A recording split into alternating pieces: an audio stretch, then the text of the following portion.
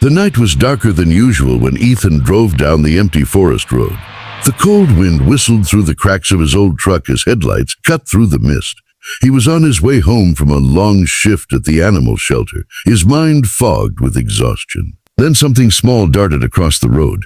He hit the brakes hard, tires screeching.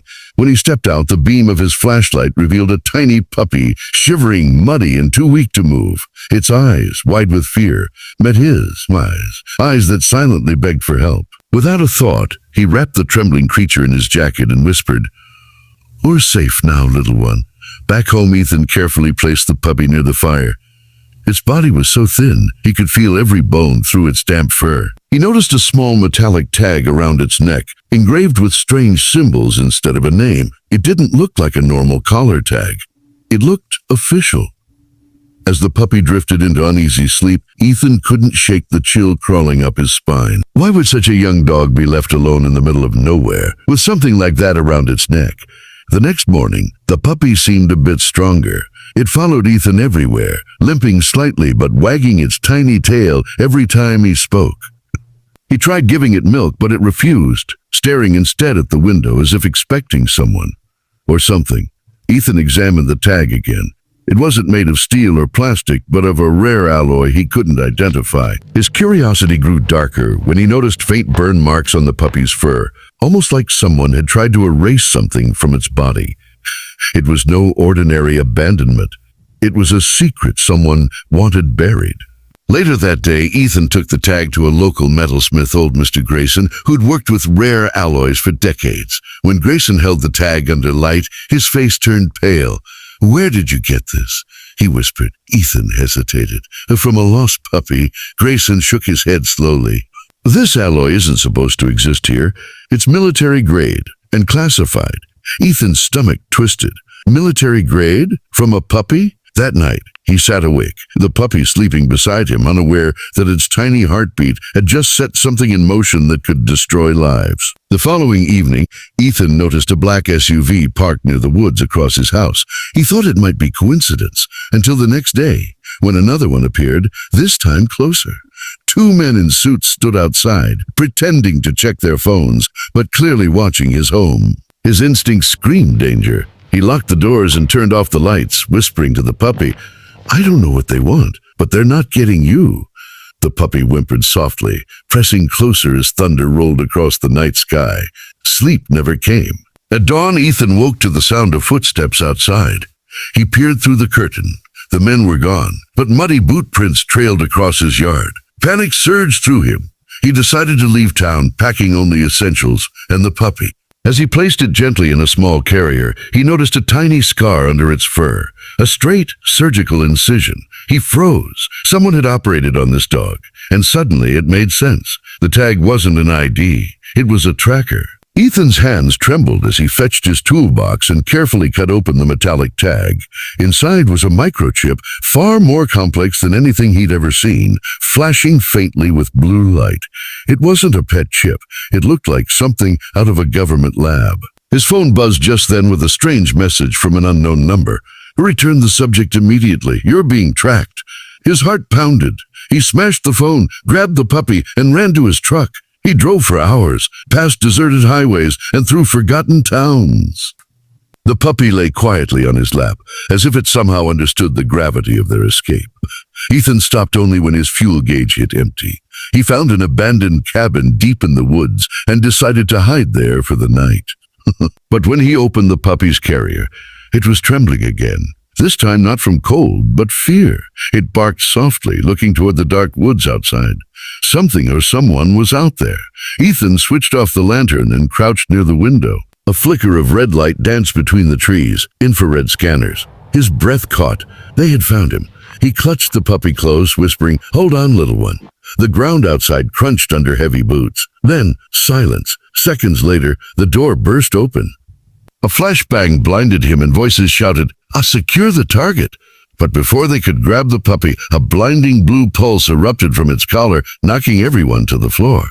When the light faded, the men were unconscious, and the puppy was glowing. Ethan stared in disbelief as the puppy's eyes shimmered faintly with that same blue light. Its tiny body trembled, but it stood on its paws and looked right at him. almost humanly aware. The light faded as it collapsed in his arms, breathing weakly. Ethan realized then that this wasn't just a dog.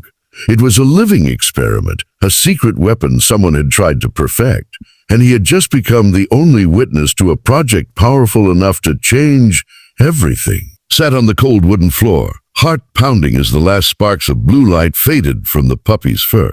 The men on the ground groaned, slowly regaining consciousness. He had no time to think. Snatching the puppy in his arms, he ran out the back door into the freezing rain, feet slipping through mud and roots. Every instinct told him to keep moving. The forest swallowed his footprints as thunder rolled above. He could feel the puppy's heartbeat against his chest, rapid but steady. Somehow it was alive. Somehow it had saved them both. After hours of running, Ethan reached an abandoned ranger outpost. He sealed the door and caught his breath, the puppy whimpering softly. He noticed its body temperature fluctuating wildly, sometimes burning hot, sometimes burning hot, sometimes ice cold. It wasn't natural. He searched online using an old laptop he kept in his truck, connecting through a weak satellite signal. He typed in the strange symbols from the collar. Within seconds, dozens of classified-looking results flashed and vanished, replaced by one chilling message: access denied. Restricted by the Department of Biotechnical Defense. His hands trembled as he whispered, "What are you, little one?" The puppy opened its eyes and looked straight at him, as if it understood the question. That look haunted him. Deep, intelligent, almost human. Ethan didn't believe in coincidences anymore. He started recording everything on his camera: the collar, the tag, the wound, the light. If anything happened to him, at least the truth would be documented. But even as he worked, he heard something faint outside, the hum of drones circling overhead. Ethan turned off every light and hid beneath the floorboards with the puppy. The faint buzzing grew louder until it was directly above the cabin. The puppy pressed against him, its eyes beginning to glow again. "Oh, no," he whispered desperately, "and not now." But it was too late. A pulse of light rippled through the floor, and the drones above exploded one by one, silently like fireworks, swallowed by the clouds. Then came the static silence of death. Shaken but alive, Ethan realized this puppy was more than a government secret. It was a weapon capable of defense, destruction, and perhaps emotion. He knew if they found him again, neither of them would survive. He decided to head to the only person he trusted, Dr. Lena Moreau, a geneticist who once worked with military labs before exposing corruption and vanishing. If anyone could explain what this puppy was, it was her. He packed up, wrapped the puppy carefully, and disappeared into the dawn. The journey to Lena's hideout took 2 days. Every passing car felt like a threat, every shadow a spy. Ethan didn't sleep. The puppy occasionally stirred, whining softly in its sleep, haunted by something unseen. On the second night, he found himself talking to it. "You didn't ask for this," he whispered. "You just wanted to live." He wasn't sure why, but he felt deeply connected to the little creature, as though fate had tied their destinies together. When he finally reached Lena's remote cabin in the mountains, she greeted him with a mix of shock and recognition. "Ethan," she said, staring at the bundle in his arms. "You found one." Her voice trembled. "One of the prototypes?" He froze. "You know about this?" Lena nodded gravely. They called it Project Seraph. The government was trying to merge biological intelligence with synthetic defense systems. Living beings, designed for war. Ethan's stomach twisted as Lena examined the puppy, her hands gentle but her eyes sharp. "This one is different," she murmured. "It's neural patterns. They're adapting, learning emotion." Ethan frowned. "You mean it's alive in more than just a biological sense?" Lena nodded slowly. "Yes, and that's what terrifies them. They didn't create a weapon.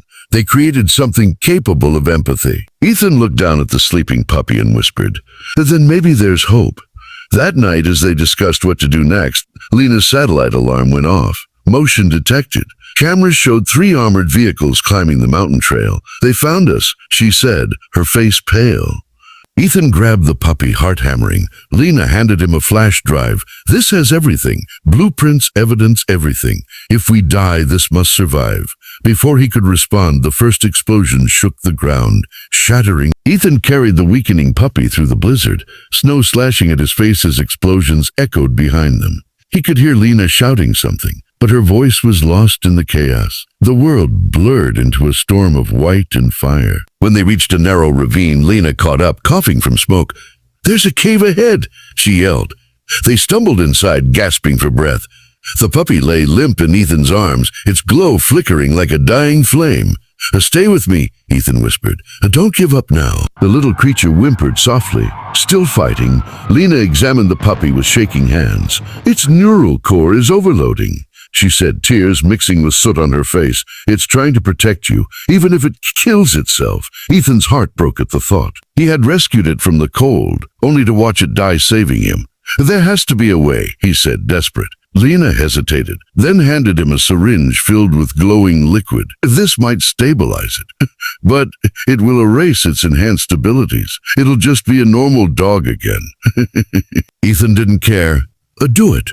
The moment the serum entered the puppy's bloodstream, its body convulsed violently. A pulse of blue light shot through the cave, making the walls tremble. Ethan held it close, whispering soothingly as Lena shielded her eyes. Then suddenly silence. The glow faded. The puppy's chest rose once, then twice, and steadied. Ethan exhaled shakily, tears streaming down his face. It was alive, just alive. No more light, no more weapon, just a fragile, breathing soul that had been through too much. Outside, the sound of helicopters approached. Lena grabbed her laptop and began uploading files to a secure channel. "If they catch us, at least the world will know," she said. Ethan nodded grimly. They didn't have long. He tucked the puppy inside his jacket again, its small warmth grounding him in the storm of chaos. Then over the roaring wind came a voice from a loudspeaker. "Dr. Moreau, Mr. Gray, surrender the subject. No harm will come to you." Ethan met Lena's eyes. They both knew it was a lie. Lena handed him the flash drive again. "Take it. Get out through the river tunnel. I'll stall them." Ethan shook his head violently. "I'm not leaving you." But she smiled, eyes glistening. "You already saved something worth more than any of us." Before he could argue, she pushed him toward the tunnel entrance and sealed the gate behind him. Moments later, gunfire erupted. He heard her scream once, then nothing. The sound tore through his chest like a blade, but he couldn't stop. He ran. The tunnel led deep into the mountains, ending by a frozen river. Ethan collapsed on the snow, holding the puppy close. Above, the horizon burned orange with the destruction behind him. "We made it," he whispered, his voice trembling. "We're still here." The puppy stirred, weak but alive, pressing its nose against his chin. That small gesture, so pure, so real, reminded him why he had started this journey in the first place. Compassion, something the world seemed to have forgotten. Weeks passed. Ethan found shelter in a small coastal town under a new identity. He fixed boats for fishermen and kept to himself. The puppy, now named Halo, grew stronger every day, chasing seagulls by the shore. There were moments when its eyes flickered faintly blue, but only when it was happy. Not dangerous anymore, just connected. Ethan often wondered if it still remembered everything, the lab, the fear, the pain. But maybe forgetting was mercy. One evening as the sun dipped below the waves, a stranger approached his workshop. A woman in a gray coat, her expression unreadable. "You're Ethan Gray," she said softly. His muscles tensed. "You've got the wrong guy." She smiled faintly. "Dr. Moreau's transmission reached us. I'm with the independent press. We want to expose Project Seraph to the world." Ethan hesitated, glancing at Halo. After a long silence, he handed her the flash drive. "Then tell them everything," he said. "Tell them about her and about him." The story broke globally a week later. Leaked documents, videos, and testimony, proving that the government had engineered living weapons under the guise of animal research. A public outrage exploded. The program was dismantled, the facilities raided, the truth finally free. But Ethan didn't watch the news. He stayed by the sea, far from the noise of the world, throwing sticks into the surf while Halo barked happily beside him. He had lost too much to care about recognition. Years later, a storm hit the coast, strong enough to flood half the town. Ethan, older now, woke in the night to Halo pawing at his door. When he stepped outside, he saw a child trapped in the current, screaming for help. Without hesitation, Halo leapt into the raging water, paddling fiercely toward the bay. The waves crashed, lightning split the sky, and for a brief moment Ethan saw it again. That faint, beautiful blue light surrounding Halo, guiding the boy safely back to shore. When it was over, Ethan knelt in the sand, clutching the soaked, panting dog and whispering through tears, "You're still my miracle.